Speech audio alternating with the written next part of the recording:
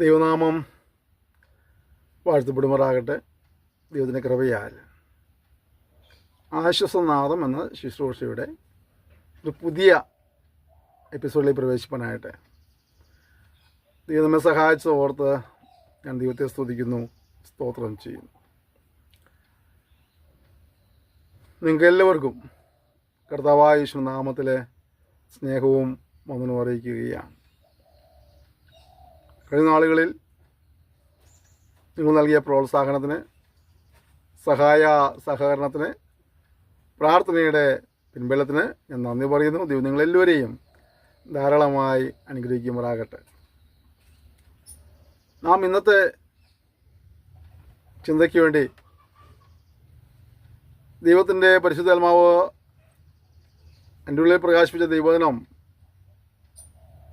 മത്തായിയുടെ സുവിശേഷം 6-ാം അധ്യായം 9 മുതലുള്ള ചില വചനങ്ങളാണ്. നമുക്ക് സുപരിചിതമാണ് ആ വേദഭാഗങ്ങൾ. കർത്താവിൻ്റെ ശിഷ്യന്മാരെ പ്രാർത്ഥിപ്പിക്കാൻ പഠിപ്പിക്കുന്നതായ വേദഭാഗമാണ്. ആ പ്രാർത്ഥന ഏറ്റു ചൊല്ലാത്തവരായിട്ട് അധികം പേരുണ്ടാകാൻ സാധ്യതയില്ല. ആ പ്രാർത്ഥന കേൾക്കാത്തവരും അധികം പേരുണ്ടായിരിക്കില്ല. നമ്മളിന്ന് ആ കർത്താവ് പഠിപ്പിച്ച പ്രാർത്ഥനയുടെ ആഴങ്ങളിലേക്ക് ഒന്ന് പതുക്കിറങ്ങാൻ ആഗ്രഹിക്കുക. ആ പ്രാർത്ഥന തുടങ്ങുന്നത് സ്വർഗസ്ഥനായ പിതാവേ എന്ന് തുടങ്ങിക്കൊണ്ടാണ്, അല്ലേ? ഇപ്പോൾ ഒരാളെ പിതാവേ എന്ന് വിളിക്കണമെങ്കിൽ നമ്മൾ ആരാകണം? ആ വ്യക്തിയുടെ മക്കളായി മാറണമെന്നുള്ളതാണ്, അല്ലേ? മുഴുവൻ എല്ലാവരും അപ്പച്ചാമ്മച്ചതൊക്കെ വിളിക്കാം, പക്ഷേ ഒരു ബന്ധമുണ്ടാകണമെങ്കിൽ ആ വ്യക്തിയുടെ മക്കളായി മാറണമെന്നുള്ളതാണ്. അല്ലെങ്കിൽ എന്താ കുഴപ്പം? ഇപ്പോൾ നമുക്ക് പ്രായമുള്ള പലരും നമ്മൾ അപ്പച്ചാ വിളിക്കാറുണ്ട്, അമ്മച്ചിയെ വിളിക്കാറുണ്ട്, അല്ലേ? അച്ചായാന്നോ അച്ചാച്ചാന്നൊക്കെ വിളിക്കാറുണ്ട്. പക്ഷേ അവരുടെ വസ്തുവകൾ ഷെയർ ചെയ്യുമ്പോൾ അപ്പച്ചാന്ന് വിളിച്ചതിൻ്റെ പേരിൽ ആരും ഒരു നൽകാറില്ല. അവരുടെ വസ്തുവകൾ ഷെയർ ചെയ്യുന്ന ആർക്ക് വേണ്ടിയിട്ടാണെന്ന് അറിയാവോ? ആരാണോ അവരുടെ മക്കൾ, അല്ലേ, അവർക്ക് അത് ഷെയർ ചെയ്യത്തുള്ളൂ. അങ്ങനെയെങ്കിൽ സ്വർഗസ്വനായ പിതാവേ എന്ന് വിളിച്ചാലും നാം അവൻ്റെ മക്കളായി തീരുന്നില്ല എങ്കിൽ ആ വിളി കൊണ്ട് വലിയ അർത്ഥമുള്ളത് നമ്മൾ മനസ്സിലാക്കണം. അപ്പോൾ ദൈവത്തിൻ്റെ മക്കളാരാ? വചനം പറയുന്നു, അവനെ കൈക്കൊണ്ട് അവൻ്റെ നാമത്തിൽ വിശ്വസിക്കുന്നവർക്ക് ദൈവമക്കളായി തീരുവാൻ അവൻ അധികാരം കൊടുത്തിരിക്കുക. യോഹന്നാന്റെ സുവിശേഷം 1-ാം അധ്യായം 12-ാം വാക്യം എന്താണ്? അവനെ കൈക്കൊണ്ട് അവൻ്റെ നാമത്തിൽ വിശ്വസിക്കുന്ന ഏവർക്കും ദൈവമക്കളെ തിരുവാൻ അവന് അധികാരം കൊടുത്തു. അപ്പോൾ അവൻ്റെ നാമത്തിൽ വിശ്വസിക്കുക എന്നുള്ളതും അവനെ കൈക്കൊള്ളുക എന്നുള്ളതും നമ്മുടെ ഉത്തരവാദിത്തം. അപ്പോൾ ജീവിതത്തിൽ അവനെ കൈക്കൊണ്ട് അവൻ്റെ നാമത്തിൽ വിശ്വസിച്ചതായ ഒരു അനുഭവം ഉണ്ടായിട്ടില്ലെങ്കിൽ പിതാവ് നമ്മൾ എത്ര പ്രാവശ്യം വിളിച്ചാലും നമ്മൾ ആരല്ല, ദൈവത്തിൻ്റെ മക്കളല്ല എന്ന് മനസ്സിലാക്കണം. അവനെ കൈക്കൊള്ളുകയാണ്. ആരായിട്ട്? അതിൻ്റെ രക്ഷകനായിട്ട്, അതിൻ്റെ നാഥനായിട്ട്. എന്തുകൊണ്ട് നമുക്ക് രക്ഷകനെ ആവശ്യം വന്നത്? രക്ഷകനെ ആവശ്യം വരാൻ കാരണം മനുഷ്യരെല്ലാം പാപികളായിരുന്നു. അതുകൊണ്ട് തന്നെ എല്ലാവരും ശിക്ഷയ്ക്ക് അർഹരായിരുന്നു. ആ പാപത്തിൻ്റെ ശിക്ഷയിൽ നിന്ന് സ്വയമായിട്ട് രക്ഷപ്രായപ്പാണ് സാധ്യമല്ലാത്തതുകൊണ്ട് കർത്താവായ യേശു ക്രിസ്തു നമുക്ക് വേണ്ടി ക്രൂശിൽ യാഗമായി തീർന്നു. നമ്മൾ രക്ഷിപ്പാനായിട്ട് യാഗമായി തീർന്നു. ആ പാപപരിഹാരത്തിൽ വിശ്വസിച്ച് പാപങ്ങളെ ചൊറിഞ്ഞ് ഉപേക്ഷിച്ച് കർത്താവിനെ രക്ഷകനും നാഥനുമായി കൈക്കൊള്ളുന്ന ഏവർക്കും ദൈവമക്കളെ തിരുവാൻ ദൈവം അധികാരം കൊടുത്തിരിക്കുകയാണ്. റോബറേറ്റിൻ്റെ ബദൽ വയ്ക്കുമ്പോൾ അങ്ങനെ ദൈവമക്കൾ സമാധാനം ഉണ്ടാക്കുന്നവരായിരിക്കും, സമാധാനകാംക്ഷികളായിരിക്കും. ഈ പ്രാർത്ഥനയുടെ 1-ാമത്തെ ഭാഗം സ്വർഗസ്വനായ പിതാവിനെ വിളിക്കണമെങ്കിൽ നമ്മൾ ആരായിത്തീരണം? മക്കളായിത്തീരണം. ഇത് നമ്മൾ തിരിച്ചറിയണം. കർത്താവിനെ രക്ഷകനായി കൈക്കൊണ്ട്, നാഥനായി കൈക്കൊണ്ട് ഇതുവരെയും അവൻ്റെ മകനായി തീരുവാൻ, മകളായി തീരുവാൻ കഴിഞ്ഞിട്ടില്ല എങ്കിൽ ഈ സമയം നീ അതിനുവേണ്ടി വിനിയോഗിക്കാനായിട്ട് ഞാൻ നിന്നെ സ്നേഹബുദ്ധി ആഹ്വാനം ചെയ്യുകയാണ്. അടുത്ത കാര്യം എന്താണ്? അവൻ്റെ നാമം വിശദീകരിക്കുകയാണ്. കർത്താവിൻ്റെ നാമം വിശദീകരിക്കപ്പെട്ടത് തന്നെയാണ്, അല്ലേ? ഞാൻ വിശുദ്ധനാകിയാൽ നിങ്ങളും വിശുദ്ധരായിരിപ്പീൻ എന്നാണ്. അവൻ പരിശുദ്ധനെന്ന് വചനം പറയുന്നുണ്ട്. അവിടെ നാമം വിശദീകരിക്കപ്പെട്ടത്. പിന്നെ എന്താണ്? നമ്മളിലൂടെ അവൻ്റെ നാമം ദുഷിക്കപ്പെടാതെ അവൻ്റെ നാമം മഹത്വീകരിക്കപ്പെടുവാനിടയായിത്തീരുകയാണ്. ഞങ്ങളുടെ കർത്താവേ, എൻ്റെ നാമം ദുഷിക്കപ്പെടുന്ന ഒന്നും സംഭവിക്കാതെ നാമമോദനത്തിലുള്ളവനാടെയും കൃപ നൽകണം എന്ന് മോദിയോട് പ്രാർത്ഥിക്കാം. നമ്മൾ കഴിഞ്ഞ എപ്പിസോഡ് ചിന്തിച്ചതുപോലെ നമ്മെ വിലയ്ക്ക് വാങ്ങിയിരിക്കുകയാണ്. അതുകൊണ്ട് നമ്മൾ നമുക്കുള്ളവരല്ല, നമ്മുടെ ശരീരം കൊണ്ട് നാം ദൈവത്തെ മഹത്വപ്പെടുത്തേണ്ടവരാണ് കഴിഞ്ഞ സെക്ഷനിൽ പഠിക്കേണ്ടതായിരിക്കും. അങ്ങനെയെങ്കിൽ നമുക്ക് നമ്മുടെ ശരീരം കൊണ്ട് ദൈവത്തെ മഹത്വപ്പെടുത്താൻ സമർപ്പിക്കുവാൻ കർത്താവ് സഹായിക്കുമാറാകട്ടെ. അടുത്തത് നിന്റെ രാജ്യം വരണമേ എന്നുള്ളതാണ്. എല്ലാവരും ആഗ്രഹമാണ് ദൈവരാജ്യം വരാൻ വേണ്ടി, എല്ലാവരും ആഗ്രഹമാണ്, എല്ലാവരും പ്രാർത്ഥിച്ചുകൊണ്ടിരിക്കുക നിന്റെ രാജ്യം വരണം. അപ്പം ദൈവത്തിൻ്റെ രാജ്യം സ്ഥാപിതമാകും. യശാപ്രവചനം പറഞ്ഞില്ലേ, ഒരു നീതിയോടെ രാജാവ് വാഴും. ലൂക്കോസ് സുവിശേഷത്തിൽ ഗബ്രിയേൽ മാലാഖ വന്ന് മറിയോട് കാര്യങ്ങളെല്ലാം പറയുന്ന സമയത്ത് പറയുന്നുണ്ട്, അതിൻ്റെ അവിടെ രാജ്യത്വം എന്നേക്കും നിലനിൽക്കുന്നതെന്ന് പറയുന്നുണ്ട്. അപ്പോൾ അതുപോലെ സംഭവിക്കും. രാജ്യം വരുമ്പോൾ ആ രാജ്യത്തിൽ പ്രവേശിക്കുന്ന ചില ക്വാളിറ്റീസ് ദൈവം വെച്ചിട്ടുണ്ട്, ഗുണങ്ങൾ ദൈവം പറയുന്നുണ്ട്. 1 കൊരിന്ത്യർ 6:9-10 പഠിക്കുമ്പോൾ അനീതി ചെയ്യുന്നവരാരും ദൈവരാജ്യത്തിൽ പ്രവേശിക്കില്ല കാണാൻ കഴിയുന്നുണ്ട്. അതിൻ്റെ രാജ്യം വരണമെങ്കിൽ നമ്മൾ നാഴിക 40 വട്ടം പറഞ്ഞാൽ പോലും നാം അനീതിയുടെ പാതയിലാണ് യാത്ര ചെയ്യുന്നതെങ്കിൽ ആ രാജ്യം സ്ഥാപിതമാകും, പക്ഷെ നമ്മളവിടെ കാണുകയില്ല. ഗലാത്യർ 5:19 പഠിക്കുമ്പോൾ ഇവിടെ ജഡത്തിൻ്റെ പ്രവർത്തനത്തിൽ നമ്മൾ ഒരുപാട് കൂട്ടം കാര്യങ്ങൾ പറഞ്ഞിട്ട് പറയുന്നത്, ഈ വക പ്രവർത്തിക്കുന്നവരാരും ദൈവരാജ്യം അവകാശമാക്കുകയില്ല. അപ്പോൾ ഇതിൻ്റെ രാജ്യം വരണമെന്ന് പറയുകയും അസൂയയും പകയും പിണക്കവും ക്രോധവും ജാരശങ്കയും കോപവും മദ്യപാനവും വെറിക്കൂത്തും ഒക്കെയാണ് മുന്നോട്ട് പോവുകയാണെങ്കിൽ എന്ത് ചെയ്യില്ല? രാജ്യം സ്ഥാപിതമാകും, പക്ഷേ രാജ്യത്തെ കാണുകയില്ല. വെളിപ്പാട് 21:8 പഠിക്കുമ്പോഴും വെളിപ്പാട് 22:15 പഠിക്കുമ്പോഴൊക്കെ ആ കാര്യങ്ങൾ ആവർത്തിച്ച് പറയുന്നുണ്ട്. ആ രാജ്യത്തിൽ പ്രവേശിക്കാത്തവരുടെ പട്ടികളോട് പറയുന്നുണ്ട്. അപ്പോൾ ദൈവവചനം വായിക്കുകയും പഠിക്കുകയും ചെയ്യുമ്പോഴൊക്കെ മനസ്സിലാക്കേണ്ട കാര്യം, രാജ്യം വരണമെന്ന് പറഞ്ഞ് പ്രാർത്ഥിക്കുക മാത്രമല്ല, ആ രാജ്യം വരുമ്പോൾ അവിടെ പ്രവേശിക്കാൻ കഴിയുമോ, നീ ഇവിടെ ഉണ്ടാകുമോ ശാന്തമായി ചിന്തിച്ച് കുറവുകളെ കണ്ടുപിടിച്ച് ഏറ്റുപറഞ്ഞ് ഉപേക്ഷിച്ച് പുതിയ ക്രമീകരണത്തോടെ തീരുമാനത്തിൽ മുന്നോട്ട് പോകുന്നത് അനിവാര്യമാണ്. അല്ലെങ്കിൽ അവൻ വരികയും നീ കൈവിടപ്പെട്ടു പോവുകയും ചെയ്യും. അപ്പോൾ ഒന്ന്, പിതാവിന്ന് വിളിക്കാനായിട്ട് നമ്മൾ ആരായിരിക്കണം? നമ്മൾ മക്കളായി തീരണം. അവൻ്റെ നാമം വിശദീകരിക്കപ്പെടുക എന്ന് പറയുമ്പോൾ നമ്മളിലൂടെ അവിടെ നാമം ദുഷിക്കപ്പെടാതെ നമ്മളിലൂടെ നാമം മഹത്വപ്പെടുവാനായിട്ട് വരണം. രാജ്യം വരുമ്പോൾ നാം രാജ്യത്തിൽ കാണപ്പെടുവാൻ തക്ക രീതിയിൽ ജീവിക്കുന്നവരാകണം. അപ്പം ശാന്തമായി ചിന്തിക്കുന്ന രാജ്യം വരണമെന്ന് വരുമ്പോൾ ആ രാജ്യം വന്നാൽ നീ അവിടെ കാണുമോ എന്ന് ചിന്തിക്കണം. വളരെ ഗൗരവമായി ചിന്തിക്കേണ്ട ഒരു കാര്യമാണ്, വളരെ ഗൗരവമായിട്ട്.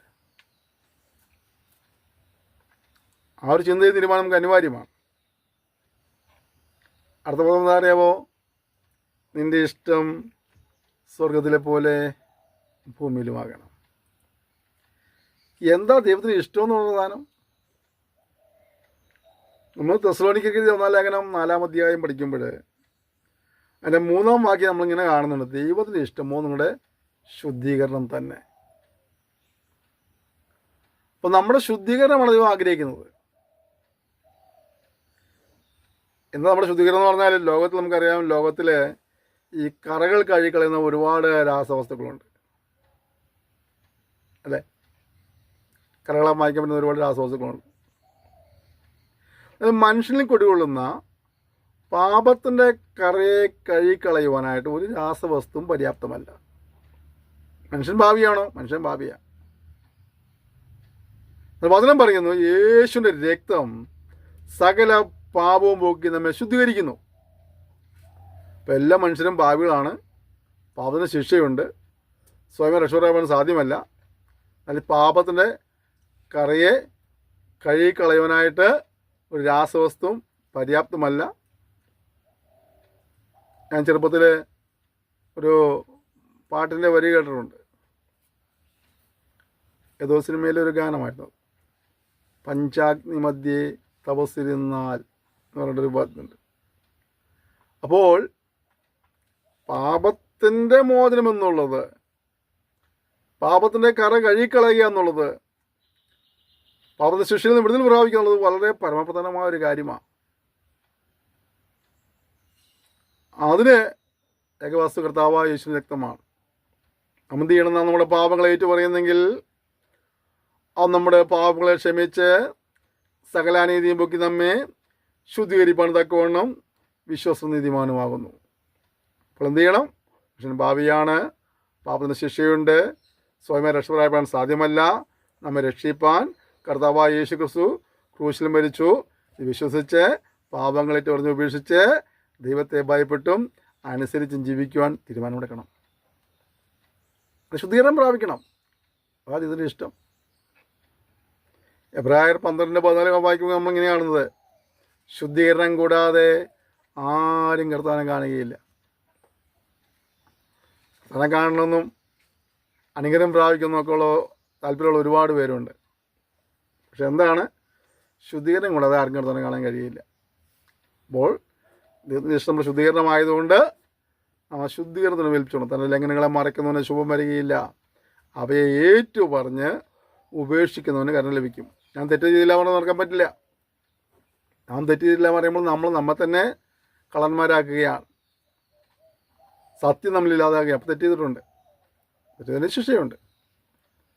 ശിക്ഷയിൽ നിന്ന് രക്ഷപ്പെടാൻ ഏക വഴി കർത്താവായ യേശു ക്രിസ്തുവാണ്. അങ്ങനെ ശുദ്ധീകരണം പ്രാപിച്ചതിനെ കർത്താവിനെ കാണാൻ കഴിയുള്ളൂ. യേശുവിനെ ആശ്രയിക്കുക എന്നുള്ളതാണ്. 1 യോഹന്നാൻ 1-ാം അധ്യായത്തിൻ്റെ 29-ാം വാക്യം പഠിക്കുമ്പോൾ നമ്മൾ ഇതിനോട് ചേർന്ന് ചില കാര്യങ്ങൾ പഠിക്കാൻ കഴിയുന്നുണ്ട്. അതിൽ 7 മുതൽ 9 പഠിക്കുമ്പോഴും 29-ാം വാക്യം പഠിക്കുമ്പോഴൊക്കെ ഈ ശുദ്ധീകരണം പ്രാപിക്കുക എന്നുള്ളതിനെ കുറിച്ചുള്ള ചില കാര്യങ്ങൾ പറയുന്നുണ്ട്. അത് നമ്മൾ മനസ്സിലാക്കണം. ആ പ്രാർത്ഥനയുടെ ഇഷ്ടം എന്നുള്ളതിൽ നമ്മൾ മനസ്സിലാക്കേണ്ട കാര്യം എന്താണ്? ശുദ്ധീകരണം പ്രാപിക്കുക എന്നുള്ളതാണ്. എന്താ കാരണം? ശുദ്ധീകരണം കൂടാതെ ആർക്കും കർത്താവിനെ കാണാൻ കഴിയില്ല എന്നുള്ളതാണ്. ശുദ്ധീകരണം പ്രാപിക്കണം. അടുത്തത്, ആവശ്യമുള്ള ആഹാരം ഞങ്ങൾക്ക് തരണം.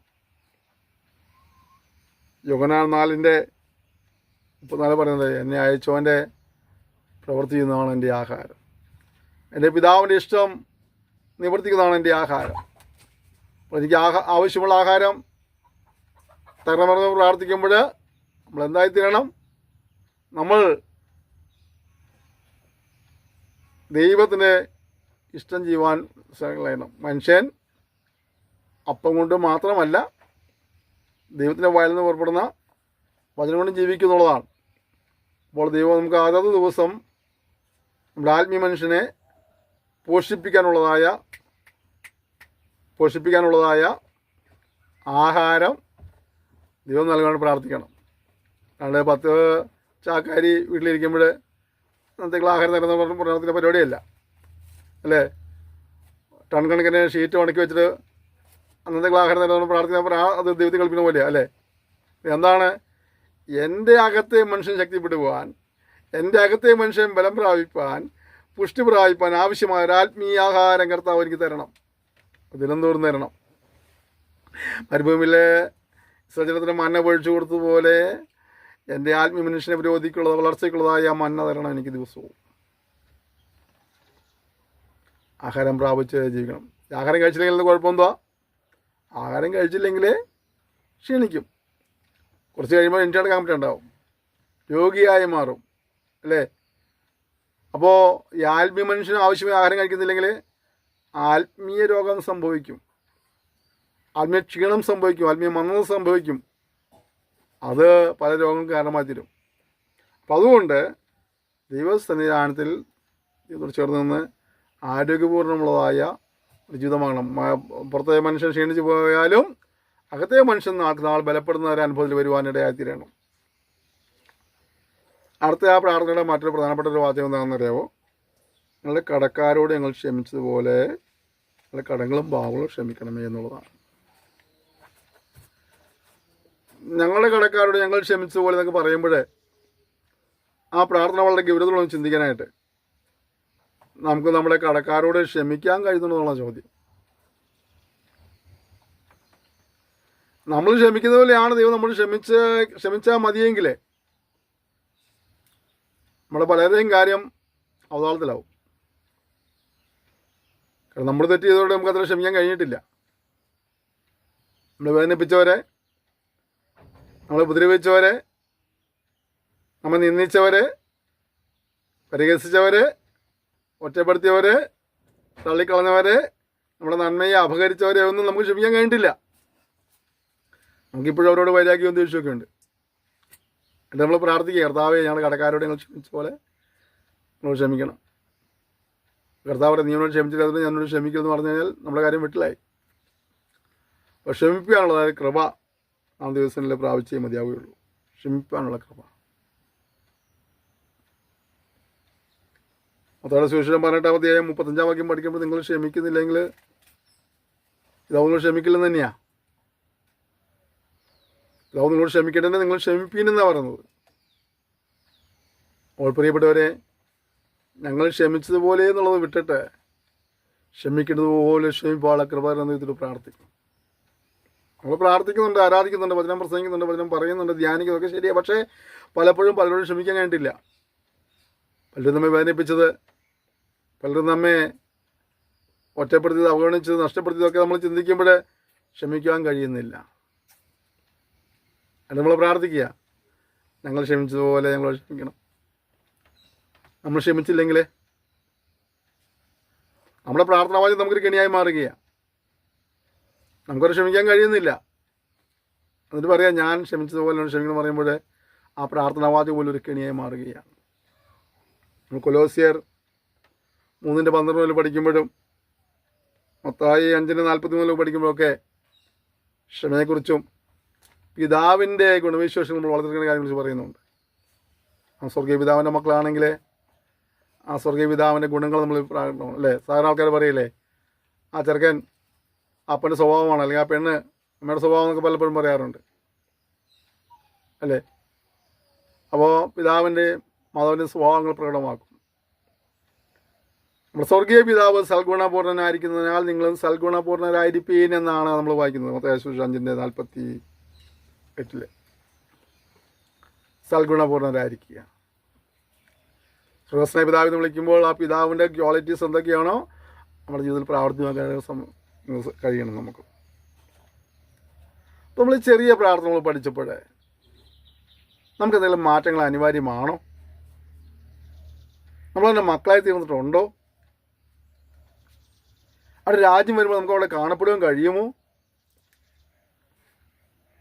അവിടെ നാമം നമ്മളിവിടെ മഹത്വപ്പെടുന്നുണ്ടോ? നമുക്ക് ആവശ്യമുള്ള ആഹാരം ലഭിക്കാൻ അവൻ്റെ പ്രവൃത്തികളെ അവനെ അയച്ചവൻ്റെ പ്രവൃത്തി ചെയ്യുവാനുള്ള ഉത്സാഹം നമുക്കുണ്ടോ? നമുക്ക് ക്ഷമിപ്പാൻ കഴിയുന്നുണ്ടോ? ഇല്ലെങ്കിൽ നാം ഇത് പ്രാർത്ഥിച്ചിട്ട് ആ പ്രാർത്ഥന പോലും നമുക്കൊരു കെണിയായി മാറില്ലേ? പ്രാർത്ഥിക്കുമ്പോൾ ഇതിൻ്റെ അർത്ഥം മനസ്സിലാക്കി, ഇതിൻ്റെ ആഴങ്ങൾ മനസ്സിലാക്കി ആത്മാർത്ഥമായിട്ട് പ്രാർത്ഥിച്ച് അനുഗ്രഹങ്ങൾ പ്രാപിക്കാൻ കർത്താവ് സഹായിക്കട്ടെ.